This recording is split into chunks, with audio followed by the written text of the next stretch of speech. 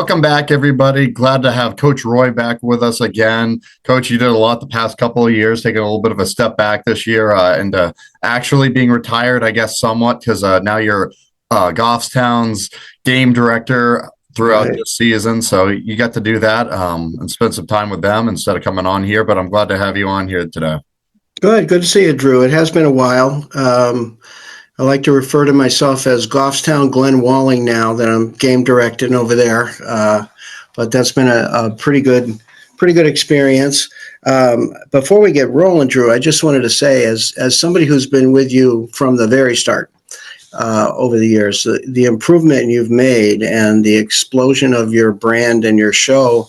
I mean, I was so impressed yesterday. I turned it on to watch, and I don't know how you did it, but you got Garrett Crochet on to do your Division III, tournament podcast. I don't know who you know at Fort Myers, but you must have pretty good connections these days. And I was impressed that, a baseball player who's tied up with the Red Sox would know so much about Division III basketball. That was pretty impressive yesterday. So kudos to you. I joke, but Matt's got that famous beard. I always love teasing him about that.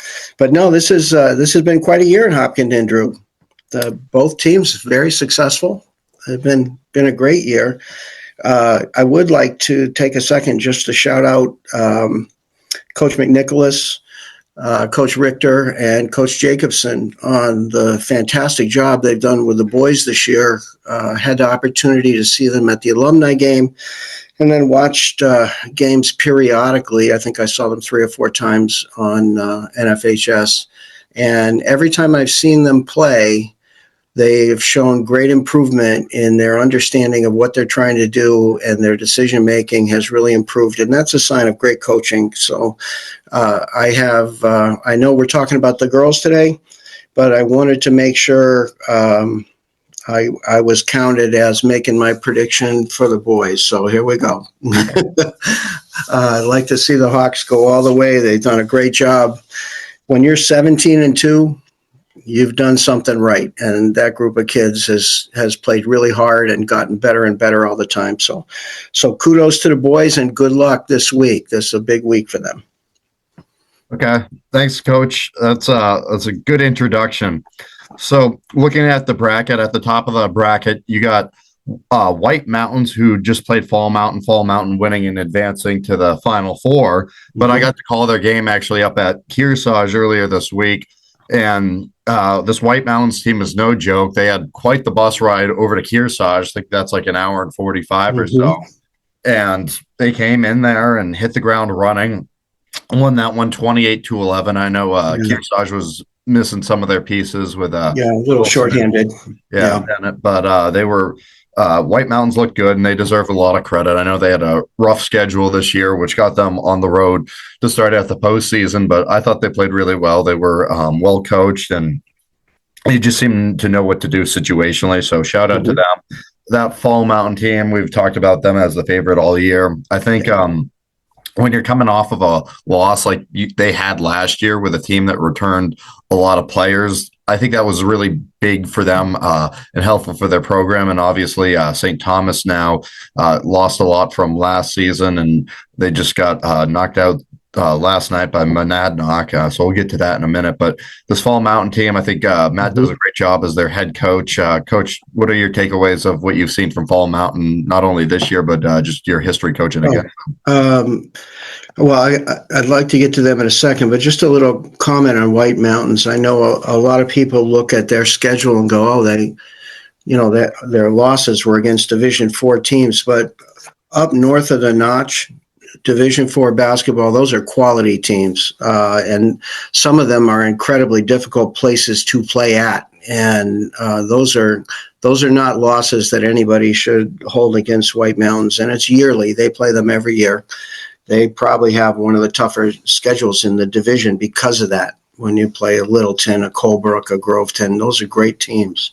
So, but for Fall Mountain, everything is in place for them. And one of the things that is really beneficial when you get to the Final Four is having been there before. And Fall Mountain over the last 8-9 years is there, it seems, every year, with the exception of maybe one.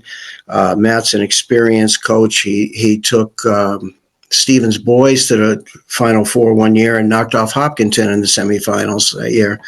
So he's been there a bunch of times. He had the running battle with Conant for 2 or 3 years there where they played each other in the finals. And it's a senior dominant team. So I would expect they're going to maintain their composure really well because they've been there.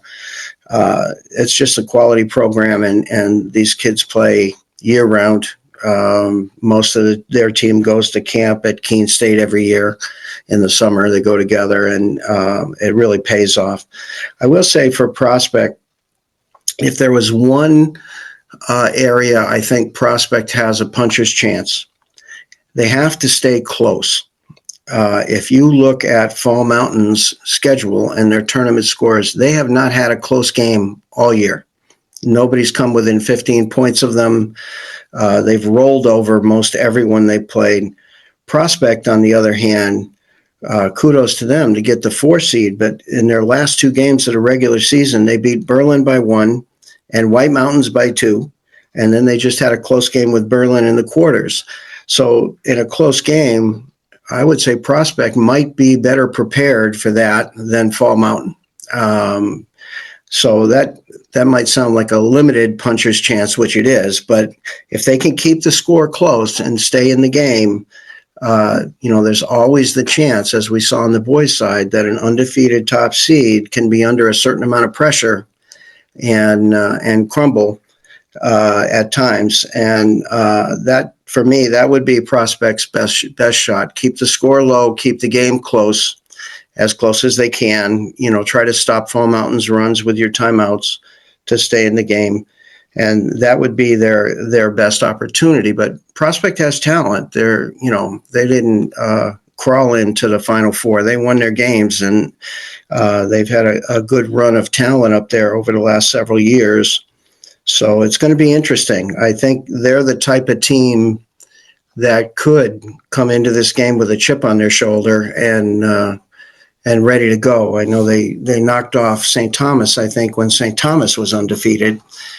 So they've done it before, and I give them their best shot. But Fall Mountain has the experience of having been there. They have a senior dominant team, all kids who played in the Final Four a bunch of times.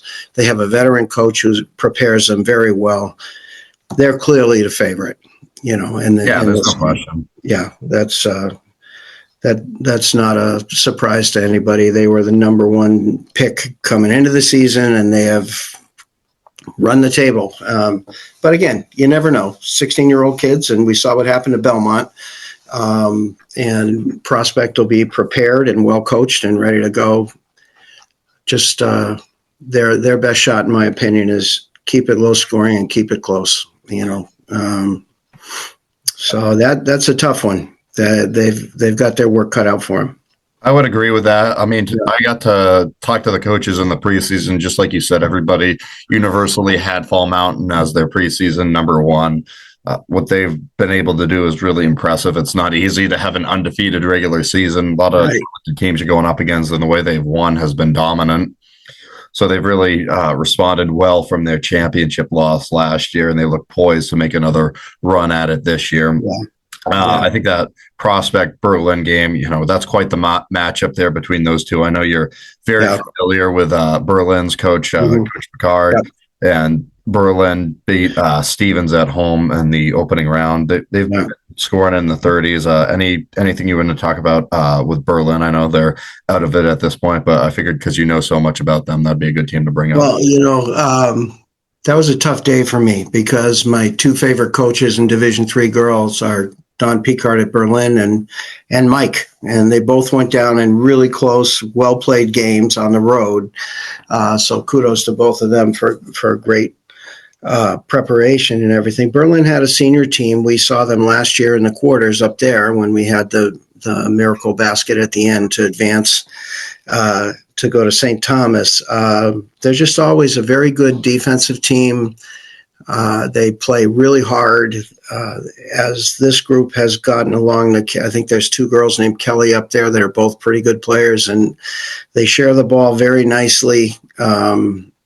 Knowing Coach Picard for years, they're as prepared as any team in the division. The amount of information he shares with them on their scouting reports is pretty impressive, and the girls tend to follow the scouting report. They're very good at executing what they work on in practice and carrying that over to games. So beating Berlin is a real feather in the cap for Prospect, and Prospect actually beat them 3 times this year. So you got to give them kudos. But that was emotionally a difficult day for me, watching Berlin and then the Hawks go down on the same. Both teams, I'm sure, went home and thought, if we'd just done this one thing differently, we could have won.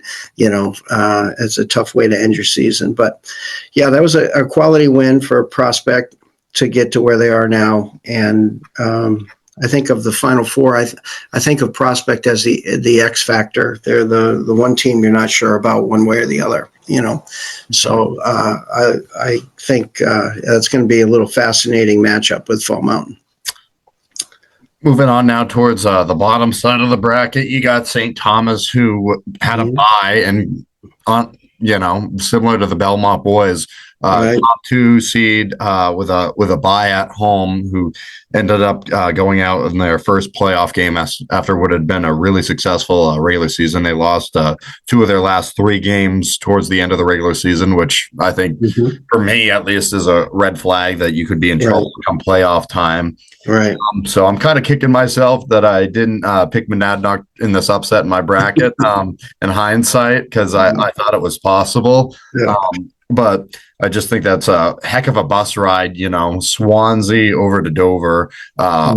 That was kind of the tiebreaker for me. But yeah, credit to Monadnock. Carol Clough's an excellent player. Got to see her a couple times against Hopkinton. I got to see her once against Hopkinton this year, and I think everybody around the state now knows about her, especially after that last game.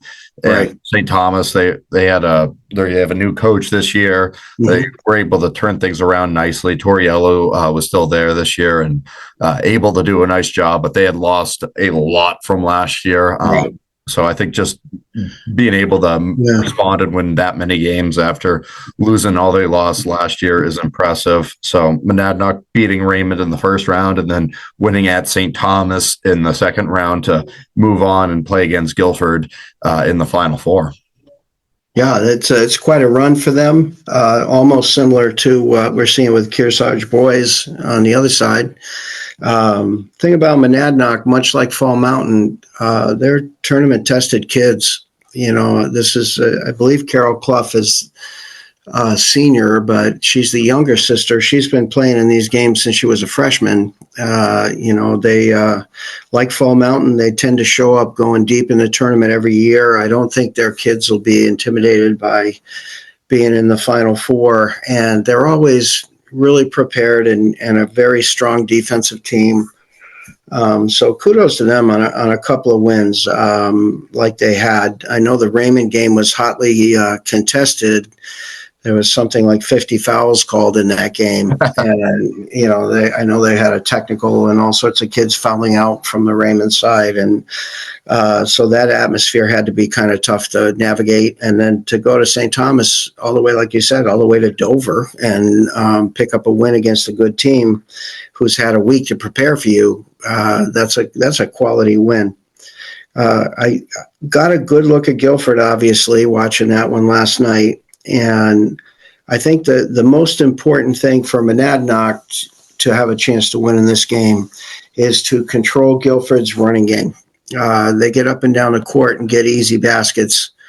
And I think early in the game when Gilford took control against us, they got loose on the fast break a few times and got some easy layups. They have a nice freshman there. I forget her name, but she's a pretty good player. And they're very athletic, as they always are. And I think Monadnock has to get quality shots so that they're shooting a reasonable percentage, which will slow Gilford down that way. But they also have to make sure they rotate back, especially on a big floor. and not let Gilford get up and down and get easy baskets. That's the biggest part of it for them, I think. The two teams played early in the year. I think it was like game 5 or 6, and Gilford won that game at home, but it was 39-38. So one of the interesting pieces to this is what I like to call the get back game.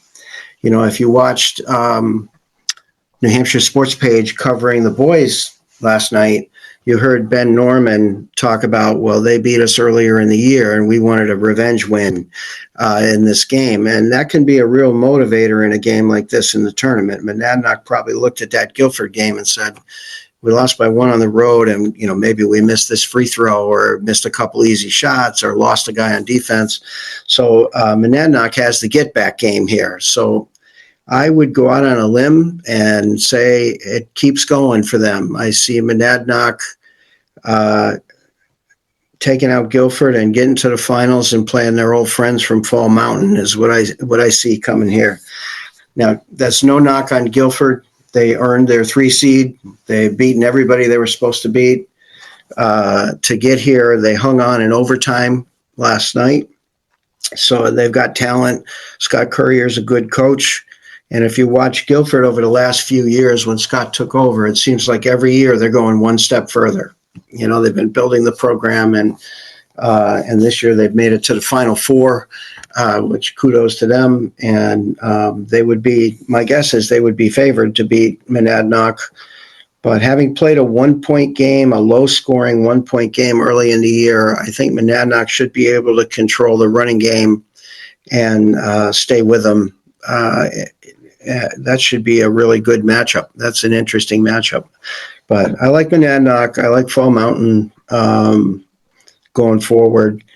Well, all these teams have had a great year. I mean, props to all of them for getting to the Final Four. That's one of the things that is a special thing for a team, and I hope our boys enjoy the experience and the atmosphere because it's really cool to play in. And I think for all 4 of these teams, it's great. It should be an interesting pair of games.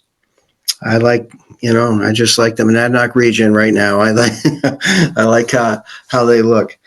I did want to share something with you, Drew, thinking about being on the air today and Hopkinton, and that is, you mentioned, that I have been game directing over at Goffstown this year. And prior to a girls' game, about a week ago, I was talking to a coach from one of the D1 schools who I had known for a long time. During the JV game, we were just catching up and chit-chatting. And his team is right on the cusp of 13, 14, 15 to get in the tournament. And I made the comment to him, well, if you get in, you're probably going to Bedford or Concord Christian, and that's like an impossible draw in Division I. And he said, yeah, but you know what? My school hasn't been to the state tournament in over 10 years, and it would be just a great accomplishment for us to get in.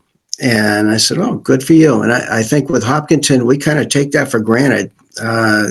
Making the tournament isn't even a huge goal for the Hopkinton teams anymore. We judge our seasons at Hopkinton on how well we perform in the postseason. And I think sometimes we got to stop and realize how lucky we are to be associated with, a town that is so successful across the board in so many sports. And we have a great feeder system in Hopkinton, tip of the cap to HISA and all the other youth programs, the track program and all the things that they do. And these kids come up, coming to games, looking at high school sports and saying, I really want to play when I get there. And it makes a real difference. And that kind of struck me because, I've known this guy for a while and he's a very good coach. He's coached in other places and been very successful. And, to go a decade without making the tournament, that's got to be tough. And we kind of take it for granted. We're going to be in. What's our seed? That's the way we look at it, So I think we need to take a minute sometimes and just go, hey, we're pretty lucky.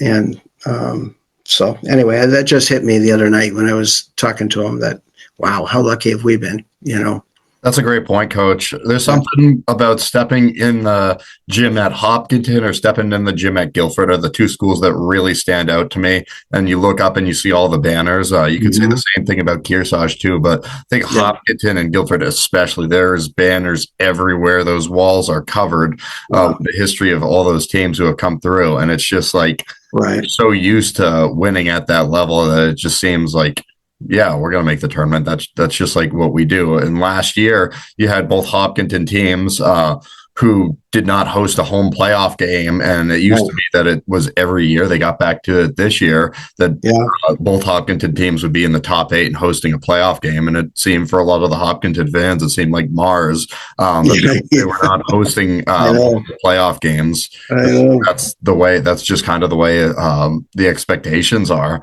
So right. they got back to it this year, but Yep. I think that's an excellent point you raised. Now, one thing I wanted to go off of before we run out of time today is the host sites because they've been moved around a few times. I know Yeah, you've been able to witness it. Bedford High School seems to be hosting everything now for yeah, semifinals and championships. Championships for hoops are still at Keene State, which I think is a good place for it. It's great to have it out on hmm, a college floor for the championship. But we had it at Bow for a few years for the right. girls. I think it was there till your last year, and then this is the first year it's back at Bedford, back at a That's one. Yeah, D1, and then I think the yeah, boys was Goffstown your last year, and then they moved to Bow. So right. just talk for a minute about that because I think Bedford's a very rich history basketball town. That's a good Hmm. place to host it. But what's your opinion on a host site? You got SNHU, you got UNH, and some people are like, Right. I really like a college floor, but it can be tough to work out. And Yeah. then obviously it's at Keene State as it is every Well, year. it's kind of unfortunate. I feel we're the only state in New England that doesn't have their state championship games in an arena. In Connecticut, they play at the Mohegan Sun. In Maine, they alternate between Bangor and Portland. They go back and forth every year because the state is so big geographically. And, Vermont, I think they play at UVM, but it's UVM, it's not at a high school. And so that's kind of disappointing to me. And, years ago when I was a boys coach at Campbell, if you made the quarterfinals, all the quarterfinal games were played at Plymouth State. And you would go up there on a Saturday and you'd have 4 straight tournament games you could watch. And you see all the 8 best teams in the division all in one place. The crowds were gigantic because people would stay and watch multiple games, and the atmosphere was incredible. And it used to be something the kids were really motivated by and proud of to get to those quarterfinals. Then they pushed it back and only did the semis and the finals at a college floor. And now they're lucky to get a college floor for a championship game. As far as the high school sites, I mean, Bow has a beautiful facility. Bedford has a beautiful facility. If you look at even places like Sanborn has a gorgeous gym there. I mean, there's a lot of places that are really beautiful sites to have a game. I just feel like for the kids, there's something really special about playing on the college floor. I remember in 2020, we went up for the Final Four to play Fall Mountain, of course. And we walked in the gym at Keene State. And I was walking in with Fiona Bean and Katie Meserve. And we walked right in the lobby of the gym. And they had this giant, like Pinkerton size video board. And it had our logo, Fall Mountain. The time of the tip-off was right there, NHIA Final Four, and the girls were like, cool, look at us, and then you walk in and you're in the college gym and they get to play in a big floor like that. Unfortunately, you play Fall Mountain out there and it's like a home game for them, but there's something special about the college. I wish they could find a way. I mean, you're there all the time now. Schnoo is a gorgeous place and was a beautiful gym for high school championship games. In 18, we played Conant there. We beat Gilford in the semis there, and then we played Conant in the finals. And it was just beautiful setting and a nice crowd, centrally located in Manchester area for the state. So I know that Bedford is a beautiful gym and they'll do a great job running the tournament there. And Bo did a really good job when we were over there, and that's a nice gym too. But to me, there's something special about getting to a college floor, and playing. And I always thought it was good for the colleges. You get more kids in there to see the campus, see the school. I thought it would be helpful for them. I think one of the problems is the college season runs this late and Division III is this early. So it's hard to find a day or 2 days where you could play whole Final Fours. But I wish there was a way we could get back to that. Yeah. Yeah, I think it could be worked out. I know it sounds like you're trying to get me to work that out with Snoo, which might be a bump. No. But it's a beautiful site. I've taken teams there for the tournament in the past, and it's just a beautiful gym. I know.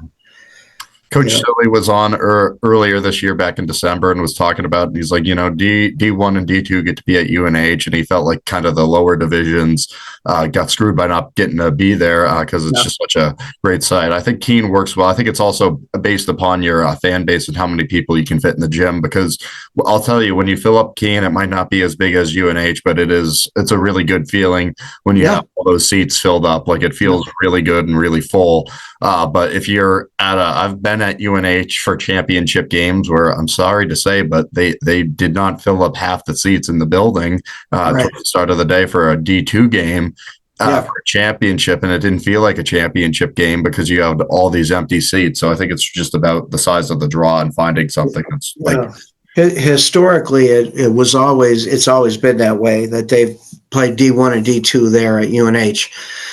But for a long time, D3 and D4 went to Plymouth. And that made a lot of sense because in D4 you have so many northern teams that's more accessible for them than going all the way to Schnoo or going to Keene. Colby Sawyer host Division 4, if I'm not mistaken. I know they have the past few years. Well, it's again, that's a pretty good location for the northern teams too.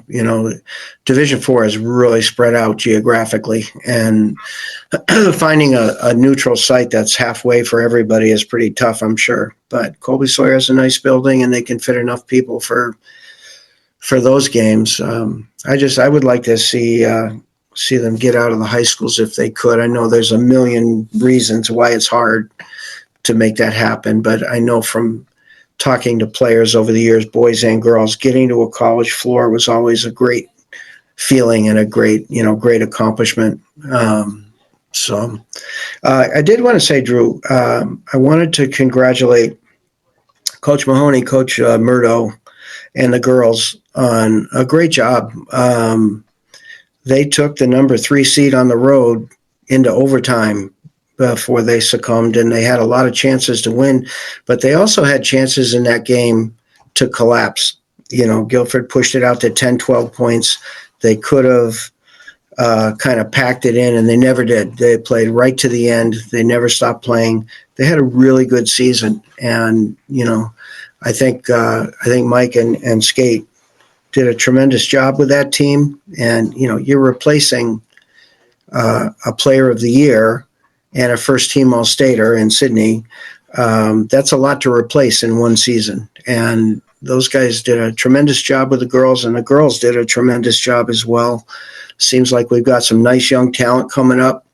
It should be a bright future for Hawks girls basketball going forward. So kudos to them on a great season, tremendous season. I know it ended a game or two too short for their taste, but I think when they look back, they're going to feel good about what they did this year. Yeah, I agree. And I'd echo that message as well. Congratulations to them and all the teams on outstanding season. So, Coach, glad to have you on here again. Yeah, good to see you, Drew. Maybe it might take some convincing, but maybe we could talk you into coming to a game at Keene State next weekend, because I know there'll be some championships there, and I'm crossing my finger about the chances to cover that. So that'll be. Well, if we get any more snow, I might not get out of my driveway. I don't know. I don't know if I can make it to Keene. Well, we'll see. We'll see what we got going. It would be a lot easier to get there if the Hawks are playing. So, are the boys at Keene for the final? Yep. Yeah. Okay. Good. So if they beat Mascoma, Hopkinton will advance there. In my experience as a boys coach, Mascoma always had some kid who was not in the scouting report who came off the bench and hit like 2 Steph Curry threes in the fourth quarter. And everybody be going, who is this kid? They did it every year. I don't know where they found him, but that'll be a good one. Good one for the Hawks, I think. I like their chances. All right. So. Thank you. Please subscribe to the channel and like the video to help me expand my local sports coverage. Thank you.